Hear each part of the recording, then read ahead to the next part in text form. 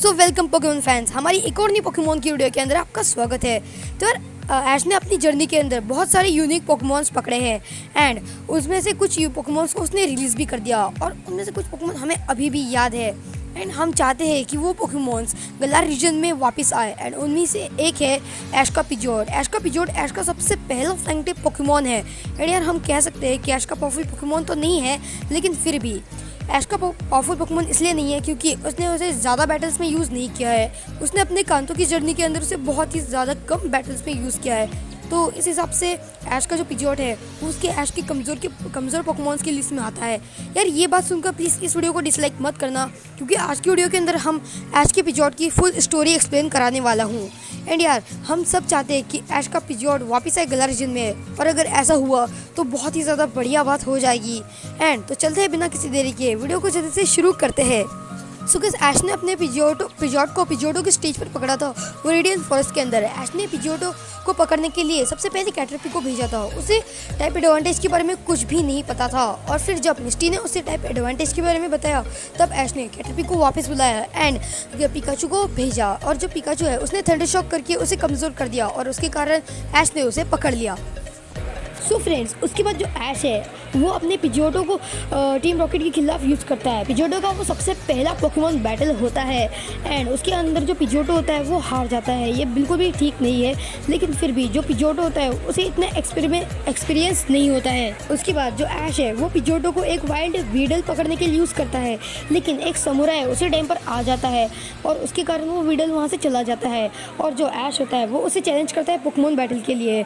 And जो ऐश होता है वो अपने पिजोटो को भेजता है उसके पिंसर से फाइट करने के लिए, लेकिन उसका जो पिजोटो होता है वो उससे हार जाता है। एक फ्लाइंग टाइप पोकेमॉन होकर बग टाइप से हार जाता है, लेकिन फिर भी ऐश का पिजोटो एक पावरफुल पोकेमॉन ज़रूर है। और फिर उसके बाद में शोडाउन इन प्यूटर सिटी में वाले एपिसोड के अंदर जो ऐश होता है वो पिजोटो को ब्रॉक के खिलाफ यूज़ करता है एंड ब्रॉक के जिम के अंदर वो पिजोटो एक और बार हार जाता है। मतलब यार तुम सोच सकते हो, लगातार 3 बार हार रहा है, वो भी जब से उसने पकड़ा है तब से वो हार ही रहा है।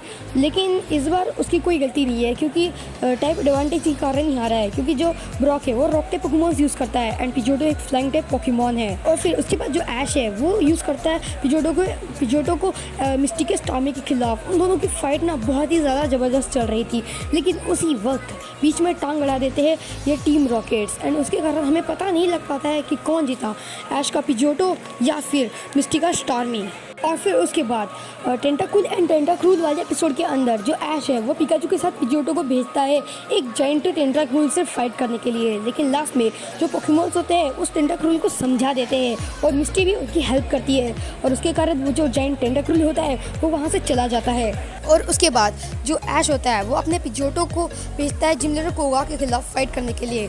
जिम लीडर कोगा का जो वेनोनाइट होता है वो उसी टाइम वेनोमॉथ में इवॉल्व हो जाता है, और उसके स्लीप पाउडर के कारण जो पिजोटो होता है वो सो जाता है, इसलिए उसे पिजोटो को वापस बुलाना पड़ता है एंड ऐश अपना अगला पोकेमॉन चार्मेंडर भेजता है।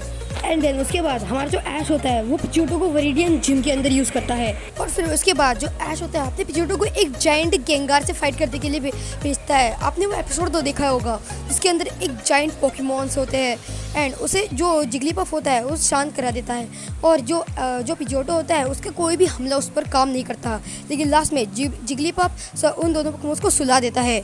और फिर इंडिगो लीग के वक्त जो ऐश होता है अपने पिजोटो को यूज़ करता है टीम रॉकेट को हराने के लिए। जो टीम रॉकेट का बलून होता है ना उसे वो ब्लास्ट कर देता है एंड उसके बाद जो ऐश का पिजोटो होता है ना वो बहुत ही ज़्यादा कमज़ोर हो जाता है, इसलिए वो उसे बैटल में यूज़ नहीं कर पाता है, इसलिए उसे चार्जार्ड को भेजना पड़ता है।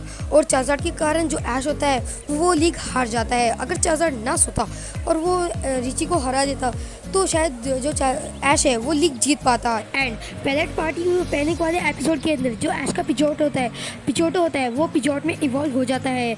उस वक्त उसे एक फीरो दिखता है, जो वो वही फीरो होता है जो एक स्पीरो था जब उसने अपनी जर्नी की स्टार्टिंग में देखा था।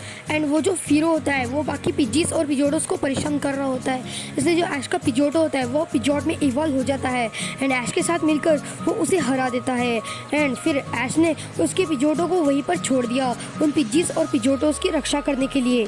एंड फिर उसके बाद वो पिजोट से प्रॉमिस करता है कि वो उसे लेने वापस आएगा, लेकिन उसने अभी तक उसे वापस नहीं बुलाया है। लेकिन आगे जाने वाले एपिसोड में वो ज़रूर बुला सकता है वापस। मतलब ये जो गला रीजन की जर्नी चल रही है ऐश की, उसमें वो पिजोटो वापस आ सकता है। और अगर ऐश का पिजोट वापस आ जाता है एनिमे के अंदर तो बहुत ही ज़्यादा अच्छी बात हो जाएगी, क्योंकि ऐश का पिजोट ऐश की बहुत ज़्यादा हेल्प करने वाला है उसकी जर्नी के अंदर। सो गाइस, हमारी जो आज की वीडियो थी वो यही तक थी। एंड अगर आपको ये वीडियो पसंद आती है तो प्लीज़ यार लाइक कीजिए। एंड अगर आप हमारे चैनल पर न्यू हो तो प्लीज़ सब्सक्राइब कीजिए एंड बेल आइकन को प्रेस करने के बाद ऑल का ऑप्शन भी चूज़ कर लीजिएगा, क्योंकि हमारे चैनल पर रोज़ ऐसी ऑसम वीडियोज़ अपलोड होते रहते हैं।